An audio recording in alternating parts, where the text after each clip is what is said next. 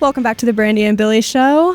We do have a special guest here today. We are going to do a second interview with Charles-McClintock Wilson. So probably most of you already know who he is. There were a lot of comments on our first video. We just wanted to take the opportunity to address some of those comments, and Charles was willing to come and meet us again. He is going to readdress some of these questions that you guys have and clarify some things that maybe weren't clear in the first interview. So, hi, Charles. Welcome back again. Hi, Charles. How are you doing? Good. Thank you for having me back. Of course. Thank you for coming back. We really appreciate it. My pleasure. One of the first comments that we had was addressing your backstory. Mm-hmm. We didn't have a lot of time to dive deep into that. Someone was like, wait, what? He was locked in a shed? So as I mentioned earlier on that first interview we did, I was born in the DR, which is the Dominican Republic. Mm-hmm. And I was raised between Jamaica, Trinidad and Tobago, because I grew up in the foster care system. Okay. I lost my mom when I was a baby, and my dad, he couldn't take care of me or my other sisters, so he kind of like gave us up to random families. That's so sad. The family that I ended up with weren't very responsible, so I ended up in the like wandering around the street, and then ended up in the foster care system, and then they placed me with some random foster care families. And the first family that I got was, they had like a business where it requires them to travel a lot, like within the Caribbean, like Jamaica, Trinidad and Tobago, Belize, and this islands down there. You said that your dad had to give you guys up, right? So are you close with your family, like your siblings still? Nah, when our dad gave us up, I'm the only boy, so there's like 5 girls. Oh, wow. So they ended up living with random different families. It's like separate families. So you don't keep in contact? We don't. Have you tried to contact your siblings? Back when I was like 17, I tried, and I found some of them, but like they had their own life already. Like the connection wasn't there. So, okay. You know, it's funny, and I'm not going to dive too deep into this, but I have a very similar story for my dad's side of the family, and same with the siblings, and not being super close with them because I didn't grow up with them. Yeah, which is okay. I mean, I'm somebody that they don't know. And that's so crazy to me because I'm so close with my sisters. Like we talk every day, so I can't even imagine that. Yeah. But like, it's sad. It's not their fault, And it's just not your fault it's either. not my fault. Yeah. It's just what it is. So really quick, if you want to talk about the being locked in a shed part, because I think that was what people were like, what the heck? So when I was 17, back in 2013, I was living on the street, like just eating what I was able to find. Mm-hmm. I met this person from Florida, and kind of like approached him because I was begging. He gave me 100 pesos. 100 pesos would be like 50 cents or something like that. Okay. It's not a lot of money. So, and then he started asking me questions like what my name was, like, my everything about me. So I told him like I didn't have a home. I told him that I didn't have a family. He ended up telling me who he was, he told me his name, and he was from Florida, and kind of like we built up a connection. So this person was, back then, he was like 50 something. So it was like a super old guy. I was 17. He told me, well, I can help you to have like some type of like better future. I can help you to get education. I can help you to have a family, all that kind of stuff. And because that's all I wanted. I wanted to have a family. I wanted to have, stability. And like I was so excited, and because this person is first of all, he's an adult, like he's old, and he seems like serious. And I'm a little kid from the DR, so I took him seriously. Like, I know, well, this guy meant good, and I was like, yeah, of course, I would love that. And the next day we were hanging out. He bought me like breakfast and stuff. And then he came back like a month later, and we kind of meet up again. And he started doing the same thing, like he was helping me out with money and food and stuff like that. Do you know like what he did for a living, and why was he so willing to help you? I didn't know what was his job. He had skin cancer, so he was getting treatments down there, and that's why he was going a lot. Like, he used to go like every month to the DR from Florida. Why the DR to get cancer treatment out of Florida? Well, according to him, it was a lot cheaper down there. So eventually he ended up paying for asking me or telling me that he was gonna help me out with rent. That he was gonna give me like a place, like a little studio thing. And he got me the studio. It's like a room. In Florida? No, in the DR. That was in the DR still. Okay. And so he was paying for that. He was paying for food, obviously, and pretty much everything. Did he ask you for anything in return? All he asked was for me to be able to help him with, I kind of show him around and translations and all that kind of stuff. How long was it before he brought you to the United States? About 3 years. Oh, wow. About 3 years, yeah. So he was just visiting you from Florida to the DR throughout 3 years. He was helping you pay for a place to stay in the DR. 3 or 4 years, because I came in on September 2017. So this is a long con. Yeah. So he was going every month. And, every time he come, I go and pick him up at the airport. I get like a local driver, like a taxi. And he would pay for that stuff? He would pay for everything. He would pay for the driver. And I met him at the airport. And, then I pick him up. And then we go to the hotel. We usually used to stay in the hotel together at that point because he didn't want me to stay there, even though I had my own place that he was paying for. But he wanted me to stay with him. Did you find that a little weird? Well, I didn't because I didn't know. I was just like, well, this is an old guy. I kind of felt sorry for him. He's had cancer, and he was more like a father figure, something that I always wanted. Mm-hmm. Like I didn't think like, oh, this guy is weird and all that kind of stuff. I was young and stupid and all that stuff. Did he do anything or was he weird with you in any way? Well, later on, as the time passed and he tried to do things, but then I kind of like, what do you mean by that? Like touching me and all that kind of stuff. And wow. Yeah. So you think he had completely ulterior motives of why he wanted to help you? Yeah, and that was like at the end, kind of like near to the time where he brought me in. So this was in Florida. No, all of that stuff. This is on the DR. That was in the DR. Yeah. Still. And we went to Cuba. We went to Mexico. We went to Trinidad and Tobago, back to Trinidad. And I can only imagine you're this guy's personal translator. You're his everything. I was his everything. I was the person that gave him a massage, the person that, all that kind of stuff. And that remind him to take his medication. It was just crazy. Oh my God. So this is a loaded question, but like, would you say he kind of sexually abused you in a way? Well, to my knowledge, because he tried that one time, and I thought like he tried kind of like touching me, all that kind of stuff. I was like, no, I don't want to do this. And I had people like in the past like, well, why you didn't leave as soon as he did that? I was like, because I told him no to, and he just kind of stopped, and he didn't try it again anymore. Oh my God, that's really, really deep. That's really awesome. I'm so sorry. But I always go with him to all these places, and I was just more like a companion. And he also told me like, I had 7, like I had a bunch of kids. He used to show me a bunch of pictures of kids, and there's my kids. This is my wife. He used to show me pictures of her. So that was another thing. So he had a wife. So he had a wife. You never met her. That I never met her. Never talked to her. Never talked to her and all that kind of stuff. And he used to tell me, well, this person, his wife, she's ready. She got your room ready. The kids are very excited to see you. And I was just so excited because I'm finally getting a family. Little did you know. Little did I know. But the kids, I kind of have my suspicions about the kids. Because this guy was white, but the kids were like Hispanic, like Guatemalan, Mexican looking. But I didn't think too much about it. I was like, well, maybe whatever. And interesting. So I was just so excited about being part of this family. Yeah. And yeah, so the year came, September 28th. Wait, September 28th? September 28th, 2017.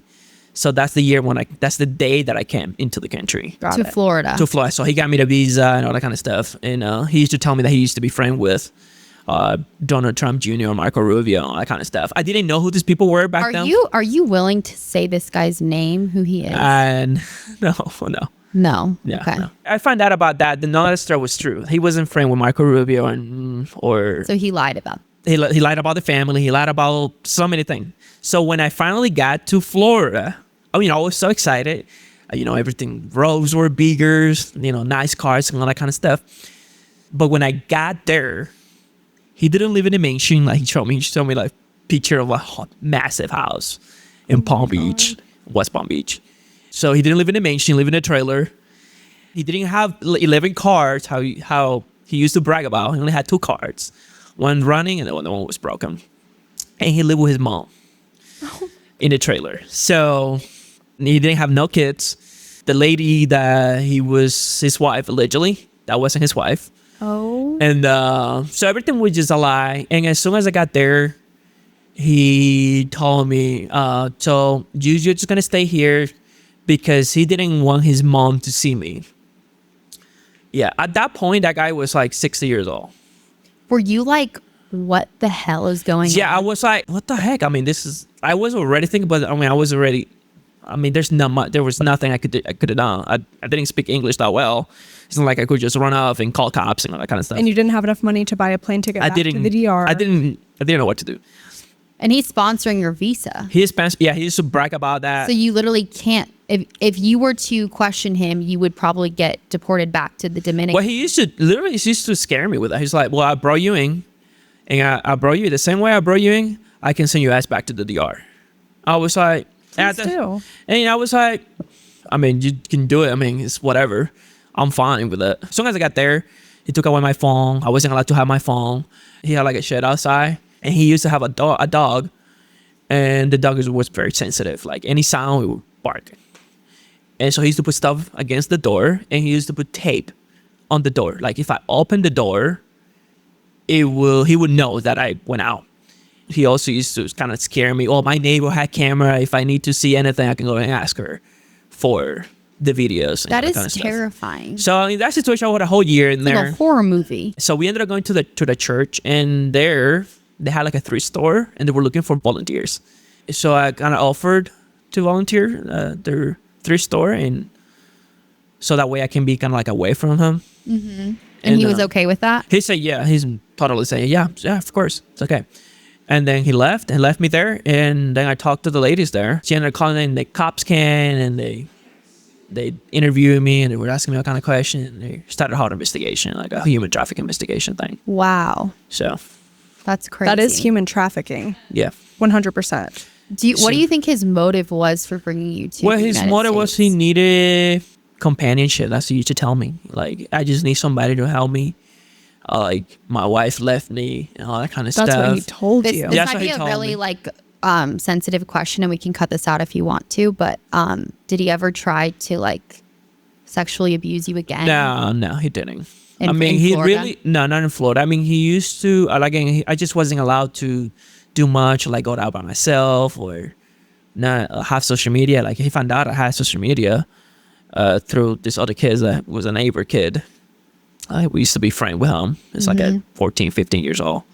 So he found out that I had an Instagram account through that kid. And he got so mad. He came to the shed and he started like, oh, do you have Instagram? You're posting our house and all that kind of stuff. I was like, that's not even what I'm doing. I didn't even have no followers at all on that Instagram page. But he got so mad about it, and he dragged me and kind of like, he dragged me by the leg and whatever, and we're kind of like wrestling. And God. So he ended up like getting me medication. And when he dragged me by the leg, verify what the medication was. He just gave it to you. He just gave me some medication like for depression and all that kind of stuff. And when he dragged me out, I was able to get up. He grabbed the medication bottle and he just threw it at me. Take your medication. So he ended up taking me, grabbed me to the car, and the kid. And they took me to this hospital. It's called Jerome Golden Center.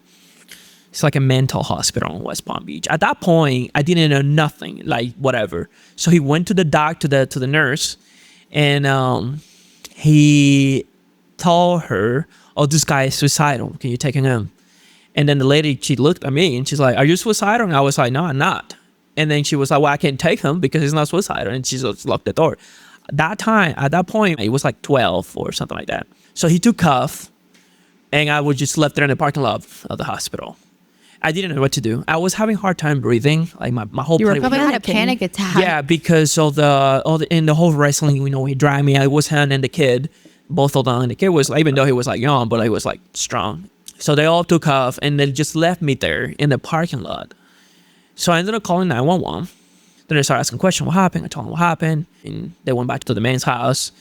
I remember days before, a couple of days prior to that incident, he had like a surgery or something. They got something removed. So he told the cops that I did that to him. And he told the cops all like he didn't take his medication, all that kind of stuff. And so the cops took me to jail. Oh my God. They took me to jail for like a night or so, something like that, 2 nights, a couple of nights. So I was there in jail for like those days, those nights. So then eventually you got out of jail and then I got out of the jail. Decided to move to Utah. I got out of jail and then I was sitting in a store, like just sitting on the sidewalk of a store, just sitting there because they gave him a restraining order. Restraining order. Yes, I wasn't allowed to be near him for like no more than 500 feet or something like that.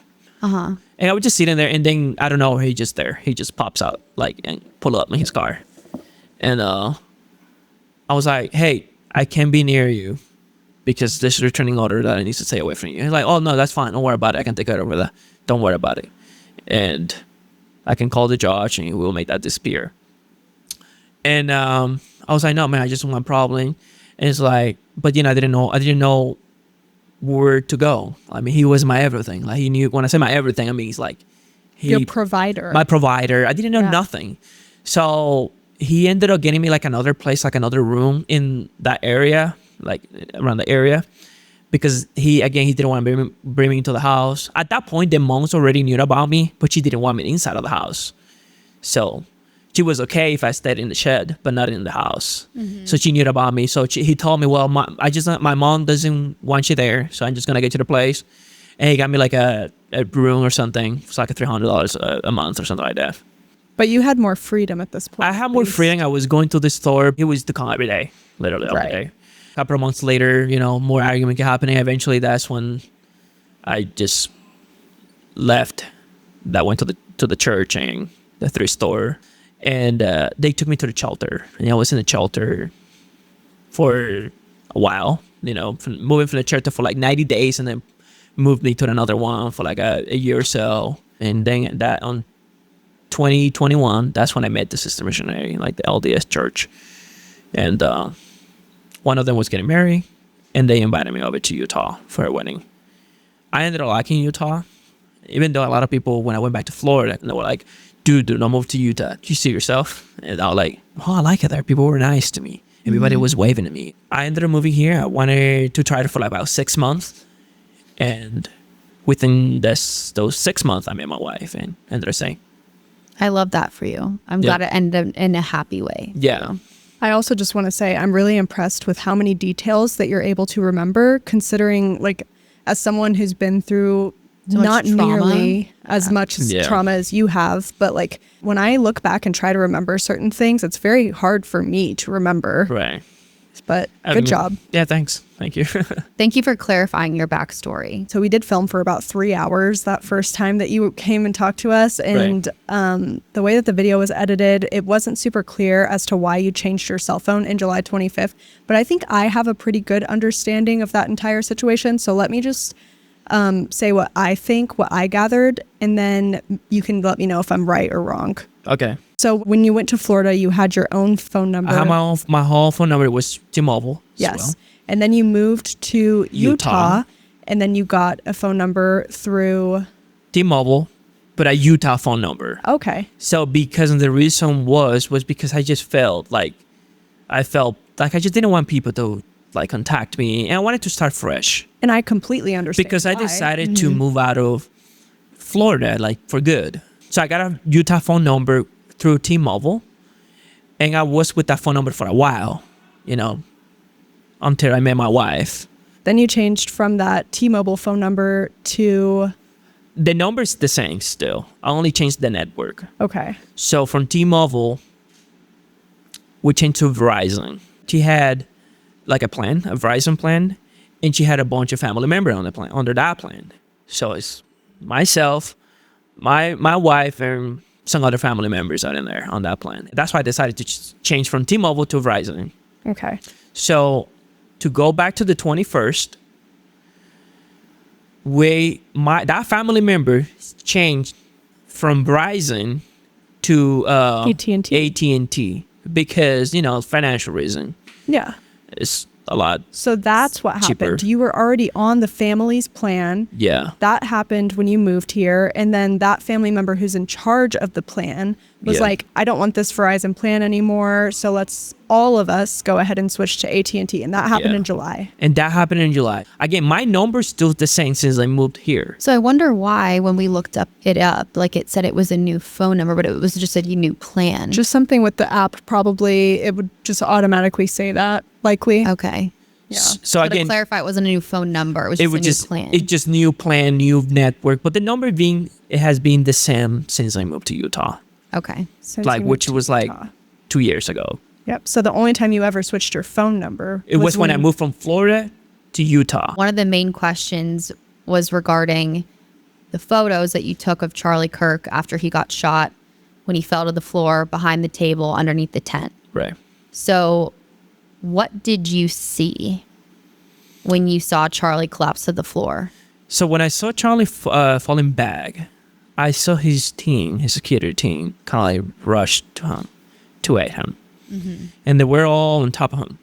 And within seconds, they just picked him up and they took him to the car. And then the car took off. So did you see anything weird going on? I did not see anything weird.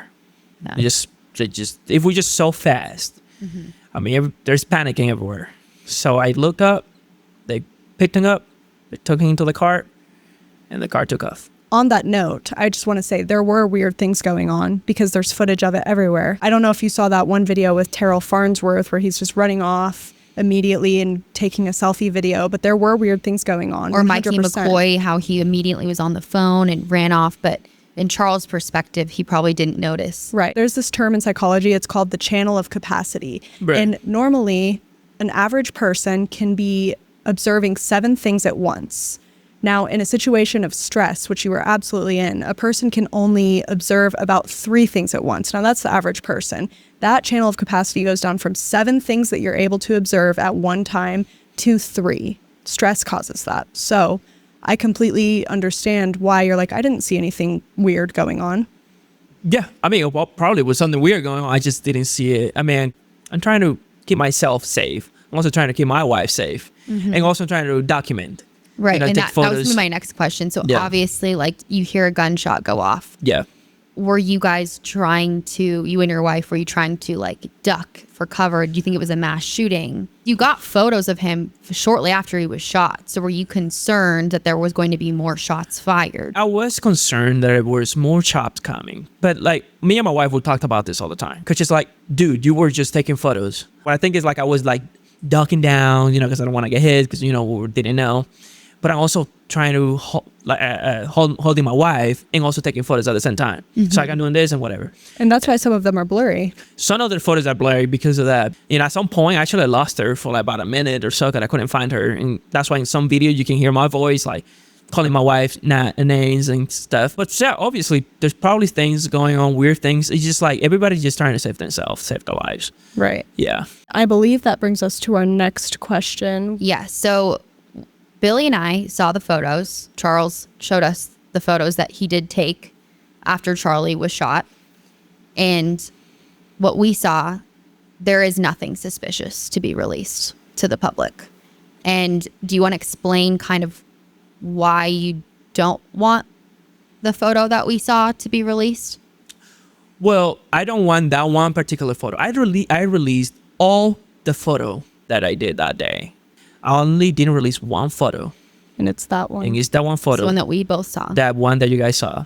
Mm-hmm. The reason why I didn't release that one photo is because you still can see so much. There's not much there. It's just his team carrying him into the car. It's because you can see Charlie's face. It's just because you can see his face. You can see blood coming out. You can see his body. And I just didn't want to release that because, it's all about principle and morals.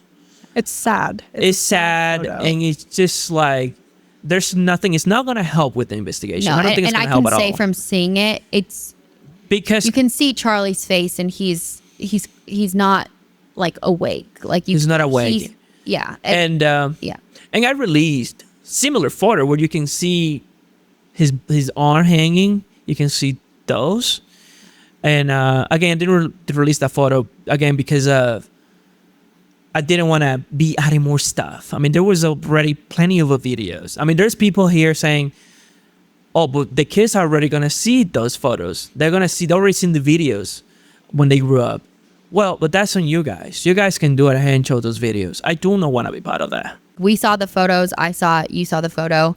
It's just Charlie's face, but he looks like he's unconscious in it. And that's the photo that he was referring to. In my opinion, there's nothing in that photo that would change the narrative or add or help to the investigation. Would you be willing to let us have that photo or send it to people like Barron or Candace Owens to help with the investigation if you think it even would? But would you be willing to like let people that are like private people trying to investigate this have it? Yeah. If they reach out to me, yeah. Okay.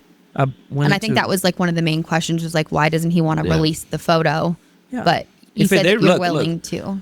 I mean, we talked earlier about this. Like, if they come, like you guys, Candace or Baron Coleman, and they ask for the photo, I'm willing to provide that for you guys. As long as you feel that they're trustworthy. Yeah, of course, because I don't want those. I just don't want that photo being out there in the public. Yeah, that makes sense. And you had said that you deleted that in the original interview. That's probably just because you were overwhelmed. Well, on that, yeah. So when I take that back, I didn't delete the photo. I just didn't release it, but I didn't delete it. The photo was there. You probably just didn't want to be harassed for it.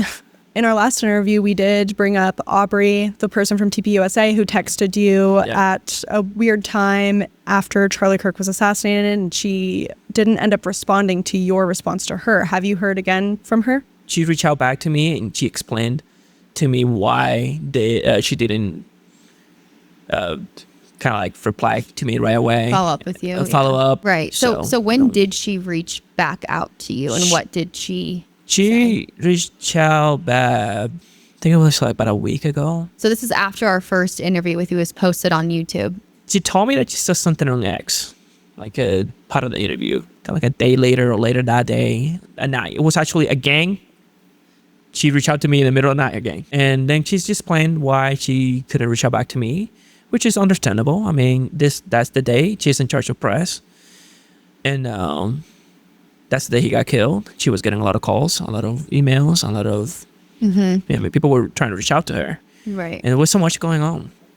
So you don't think there was anything weird? I don't think there was anything weird there. Yeah, so she was just busy that day. She was just busy that day, and she was very professional, very nice about it.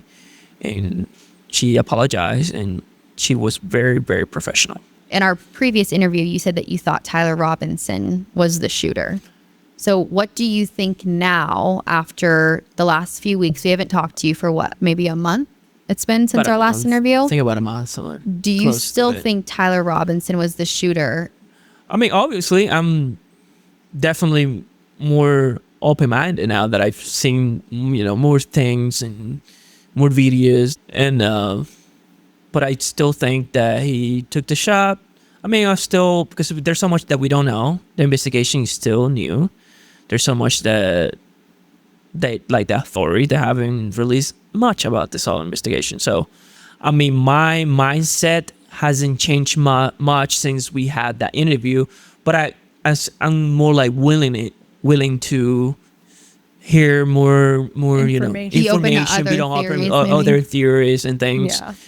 But as of right now, I still think that he took the shot.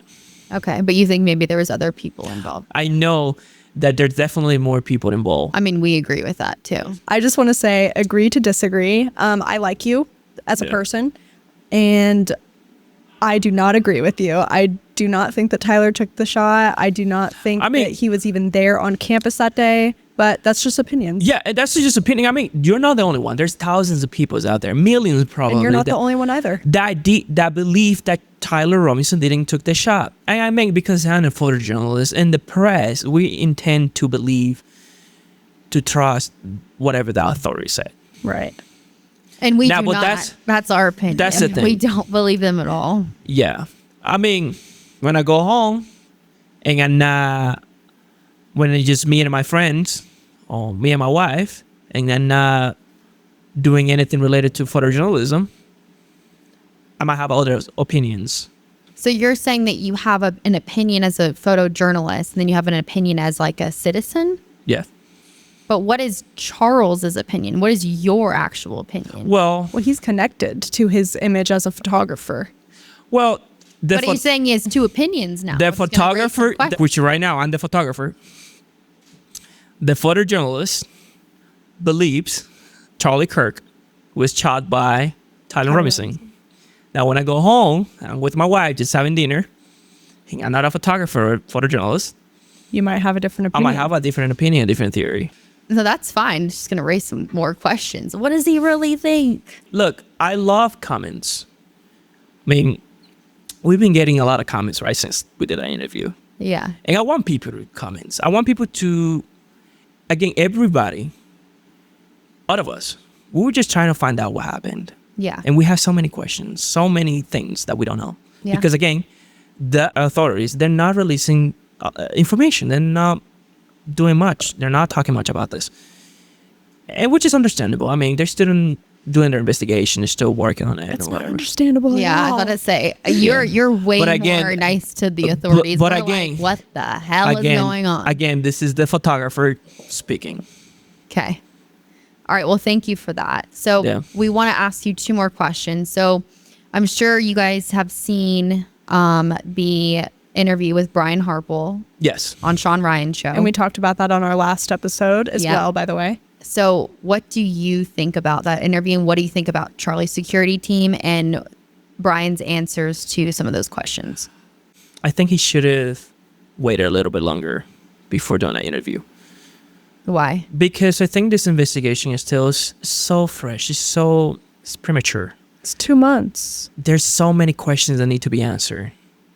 Right, but don't you think he's a good person to answer some of those questions? Yeah, I just think he should have waited a little bit longer. Why? There's so much that the authorities are not telling them. Right, but Brian was there that day. That was Charlie's head of his security. Yeah. And some of the answers that he gave are a little weird, and they don't really make sense. Exactly. That's the thing. Look, his security himself and his team, they're already under scrutiny already. Like they're under scrutiny. Like suspicious and stuff. So I feel like he should have waited a little bit longer before. That's my opinion. What new information do you think that he would have about his own security team had he waited longer? I think at that point, if he waits longer than 2 months and a week or however long it was, he would have actually been forgetting. Well, the thing is, stuff. I saw the interview. Did you watch the full 3 hours? I saw the whole thing. Wow. Me too. Of course, there was questions there that they should have been asked. So I would ask him like more questions like. So do you think that his answers to Sean Ryan's questions were good answers, or do you think he was kind of beating around the bush or not answering them truthfully? I mean, obviously he was trying to protect, his business. He was trying to, they'd fail. Okay, let's just make that clear. Okay, thank you. They failed. I agree. They failed. Absolutely. Because, I mean, first of all, when he was showing the text to Ryan, he said, well, I contacted the UVU PD. The police chief, the police. Jeff Long. Yes. The chief told him, well, I got you covered. And then he text back. Yeah, I feel like Brian should have text back. Okay, what do you mean that you got me covered? Exactly. Does that mean that you have that spot over Charlie covered, or do you have every surrounding buildings covered? Exactly. I did not like that answer at all. So I didn't like that answer. And I mean, I thought like, come on, bro. You have somebody, you had to protect your clients at all cost. Right. Okay, you should have like, hey, dude, I need to make sure that you got everything covered, because the client, the people that I'm trying to protect here, is he getting thousands of death threats. I mean, he's it's a very important person. Mm-hmm. And I need to make sure that I'm not taking this guy into the death trap, that he's going to be safe. So you got to clarify to me, what is it that you got covered? Mm-hmm. And also, fun fact, Charles, I know you don't know this yet because episode 3 of our podcast has not been released at the time that we are filming this, but we're talking about how we want to interview with that UVU police Chief Jeff Long. Yeah. Yes. I feel that the police department, they did. A lot of people were blaming, including myself. I was like, oh, the police, they should have done more. But I think, again, after seeing the interview, I'm like, dude, it wasn't the police fault. These people are paying you tons of money to keep, this person safe. And you should like, hey, tell me what is it that you got covered. And if you don't have enough officer, I got a bunch of guys here that are going to be over there, protecting, keeping an eye on those buildings and all that kind of stuff. But none of that was talked about. I mean, you just need to be more specific, okay? Be more, clarify things. Yeah. Okay, what is it that you got covered? That you're going to have the back, the front, the side, the left, the right, whatever. Right. None of those questions were asked. And you basically threw the police chief under the bus. Literally, he totally did. It was pretty actually awful the way that he threw him under the bus. Because you weren't very specific. And that's what I think. And that's the reason why I think he should have waited a little bit longer onto doing that interview, because he's like, okay, I need to make sure that this is right. I just think more information should be released by now. I feel like way more information should be released by now. I just found out about Tyler Robinson, when they took him into custody. So they were asking for those videos. So the sheriff department, or the police department there, told them, well, we don't have that video because the videos were the lead. They get the lead 30 days after. Right. So the videos that Candace was looking for of Tyler Robinson and his dad coming into the police station, they don't exist. Great. They literally, I think a local journalism company, some news organization. It's a local news outlet, news station. They asked for those videos, and they said, we don't have any record of these videos. Yeah. So that it doesn't help. I feel they just don't exist. It doesn't help. Because Tyler never turned himself in with his dad. It's a total lie. Well, thank you so much for answering some follow-up questions. Of course. We really appreciate you coming back and talking with us. Thank you. But before we wrap up this interview, is there anything else that you'd like to address or talk about that we haven't asked yet? Well, I've been getting weird emails, like crazy emails. So this particular one was just some email, that they knew. They were asking me for photos of Charlie Kirk, but they were like, they had information about me that nobody else know. I wonder if it was the guy from Florida. I don't think so.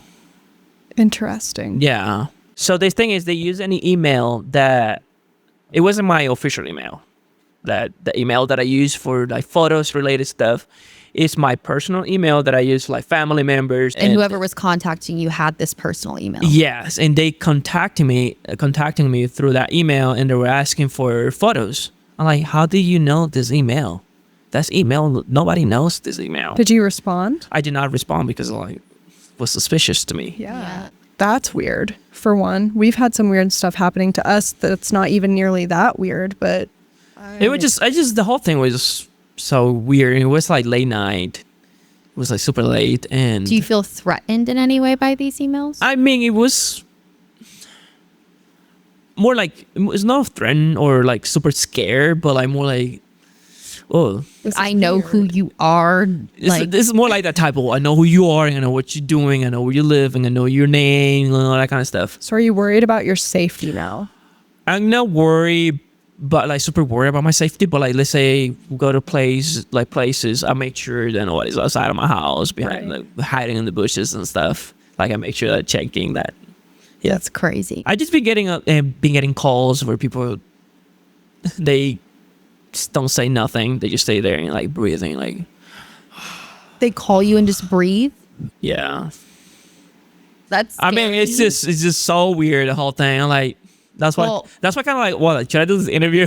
Like, well, one of my sisters got a call that literally, or voicemail that literally just said, watch your back. And they hung up. That's crazy. That's way crazy. No, my. And I'm like, did they mean to call me, but they got my sister's number instead? I don't know. That's way crazy. No, my. I'm telling you, like, it's just so much weird stuff going on.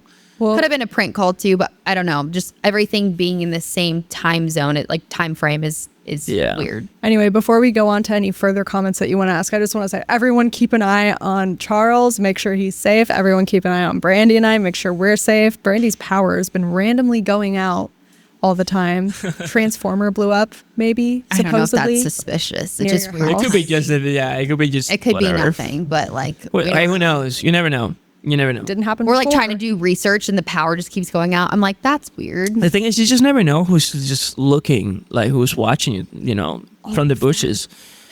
From the bushes, like literally, you just don't know. I mean, literally, like yeah. this guy was up there on the roof. This is a bush. Yeah. This is a bush, by the way. So like that guy was up there on the roof. Charlie felt safe here. He probably is Utah. He probably was like, he's Utah. Yeah. Utah is a safe state. And he probably like, Miss Utah, like one of his people told him, I don't know if it was Frank, but he told him, hey, Charlie, I don't like this building. It was Yeah, it was Frank. I don't like this. And Charlie was like, it's okay, because he felt safe here. So you just never know who's watching you. From the bushes. On the bushes. On the bushes. Yeah. Sorry, guys, my literally. accent. I got a weird accent, so. I think No, you're you're great. good. I think you're so easy to understand. Not that in the audience, so. Yeah. Yeah. No, you're good. So I've been reading comments, you know, from not your guys' videos, but like different videos from their other side, like how people just be talking about like, of America is divided. America is this, is not the same, and America is a fascist country. Fascist. Yeah. Fascist Yeah. country, but I don't think so. I mean, here in America, you can do whatever you want to do. I mean, if you like, we're doing this, we're talking, and that's something that a lot of countries don't have. China. China doesn't have that. Russia doesn't have that. I mean, if you go out there and you start talking about Vladimir Putin, he's gonna come after you. You know, it's gonna happen. You're Freedom done of for. speech. So this is not a fascist country. Yeah. So I have a hard time pronouncing. You're good. Good. You're good. Yeah, saying that word. But I mean, look, America. I was born in the DR, but I was just born there. This is my home. Yeah. I mean, my wife is from here. My kid is from here.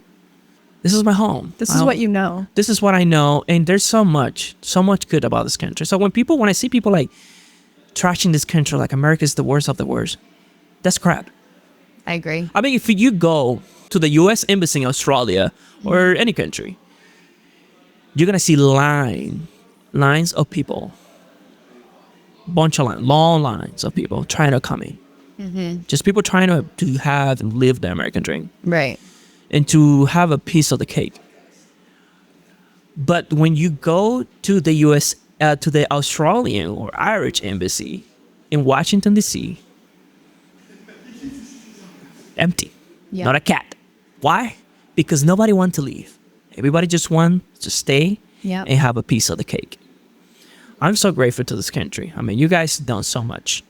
I really appreciate you saying this as an immigrant, that you appreciate Yeah. America, because I hate it when these immigrants come from different countries and all they want to do is trash America. And it's like, well, why did you come here then? Yeah, Then like- go back to your home country if you hate America so much. Of course. I mean, like this place, this country, that opens this door for you, so you can have a second chance. Yep. I mean, we're not perfect. None of us is perfect. I mean, we make mistakes, but compared to most of the countries in the world, compared to every nation out there, we got it. Yeah, we're Got good. it. Got it. I love this that. patriotic speech. I mean, we're Yeah. good. I mean, because look, we're talking about whatever. Here in America, you want to be the doctor. You can be the doctor. You want to be an actor. You can be an actor. You want to be the photojournalist, like myself. You can be that. Nothing and nobody will stop you. Now, if you want to talk about the president, you can talk about the president. Right. You're And allowed to you have allow freedom of speech here. Like, look, I saw many comments on that first interview, comments that I was like, whatever. But you know what? This is America, and they have the right to disagree with me. We're just Yeah. not allowed to talk about Israel. But no, like you have the right to disagree with me. If I look suspicious and I don't look whatever, if I look odd, you have the right to say that, Yeah. and it's fine. It's okay. People thought me and Billy were suspicious too. And I'm like, how? We're criticizing our own government. And that's the thing. Like, those are freedom that a lot of countries don't have. Very true. There's many countries that even if you try to mention their leader, their president, their whatever, and you said it wrong or you didn't pronounce the A right or whatever, they come after you and they're gonna kill you. Yeah. Here again, you can say whatever you want. Yeah. Nobody gonna come after you. I mean, look, it's all about freedom.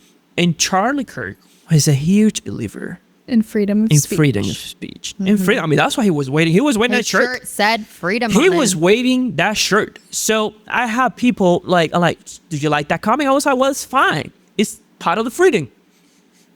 Yeah. It's okay. Yeah. Look, there was a comment that I read, like, whatever. And they were like, that's not the guy.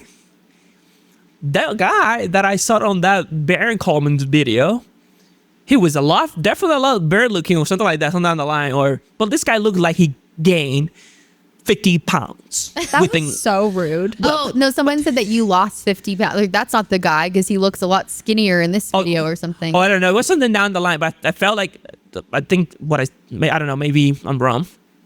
I was like, what? But it's not about the comment. It's about the freedom that person had. Yeah. To say whatever they want. Yeah. And those are things that you love, that I love personally, of America. That we can say whatever we want, whatever the heck we want. Yeah. Yeah. And I love that. And I'm so grateful. I mean, again, I was born in the DR, but I consider myself an American, just like everybody else here. Yeah. Well, I just want to say one thing, and I don't even know if I should say this and then cut it into the video because I don't know if it's like, I don't think that America is divided between conservatives and liberals per se. I think it's more divided by higher IQ people and lower IQ people. Yeah. Like the people who don't have the wherewithal to be like, okay, yeah, freedom of speech is allowed. Freedom of speech. Yeah. Are the ones who are like, how dare Charlie Kirk for saying this or saying that? Or they'll see a clip taken from a video, taken out of context and see like, oh, this guy is evil. People that only believe certain clips on the internet and they don't do their own research into, is this actually accurate? Even if they don't have the time to go find it, they're like, they don't think like, hey, was that maybe taken out of context? Something framed by whoever is posting it? Or people talking about Candace and how her lawyer was in the building. Yeah. That the 920 North King Street, how those Egyptian planes, which we'll get into in another episode, how her lawyer was attached to that building and she was pregnant. It's like, no, she And got they'll never do sued any from further that research. building, They'll continue and she believing had it. to have her lawyer get a license there. Like, don't just believe one post on Twitter and believe that that's the facts. Like, do your own research, look into things yourself. Yeah, like I know plenty of very intelligent people who lean left. I know plenty of very intelligent people who lean right. I know plenty of the opposite who lean both ways as well. And I think that's where the divide lies. Yeah. And, I mean, obviously, I mean, you're still going to have, we are 300 something million, like the population in the country. So you're always going to have those people. Yeah.